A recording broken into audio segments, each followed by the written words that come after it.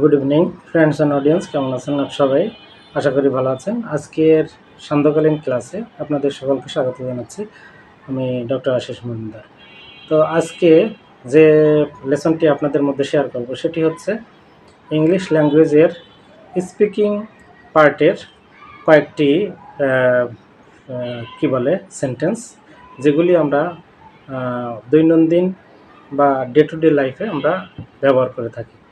তো স্পিকিংয়ের এই যে কথাগুলো যেগুলো আমরা ইউজ করি, সেগুলো বাংলা থেকে ইংলিশ বা ইংলিশ থেকে বাংলায় কিভাবে এর ট্রান্সফার করে সেগুলো আমরা একটু জেনে নিব। ঠিক আছে, তো চলুন দেরি না করে একটু দেখে নিই। তো অনেকে আমরা যখন কথা বলি, কথার মধ্যে আমরা বলি যে তোমার দোষ আমার ঘাড়ে চাপিয়েছে। কী বললাম? তোমার দোষ আমার ঘাড়ে চাপিয়েছে। You put your blame on me. কী বললাম? You put your blame on me. ব্যাস, এটা হলো। লজ্জা লাগে না তোমার? অনেক সময় আমরা বলি না, লজ্জা লাগে না তোমার? একটু বিরক্ত হয়ে বলি, ডোন্ট ইউ ফিল শেমড। কী বললাম? Don't you feel shamed.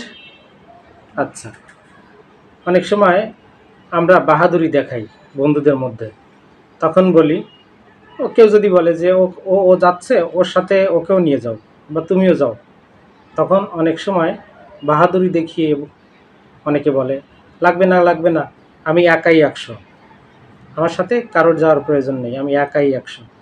তো আমি একাই 100 এটা ইংরেজিতে কী বলে? I am a one man army. কী বললাম?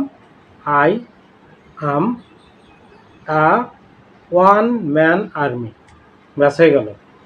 এবার আরেকটি সেন্টেন্স বলবো, সেটি কি? আমার মাথা গরম করো না। কী বললাম? আমার মাথা গরম করো না।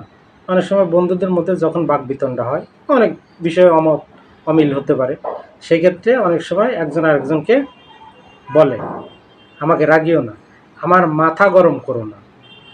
Don't piss me off. কী বললাম? Don't piss me of.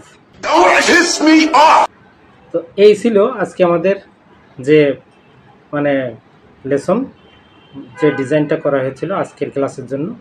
আজকের এই 4টি সেন্টেন্স বা স্পিকিংয়ের 4টি জিনিস কিভাবে আমরা ডে টু ডে লাইফে ব্যবহার করি, সেটা আজকে আমরা আপনাদের মধ্যে দেখালাম।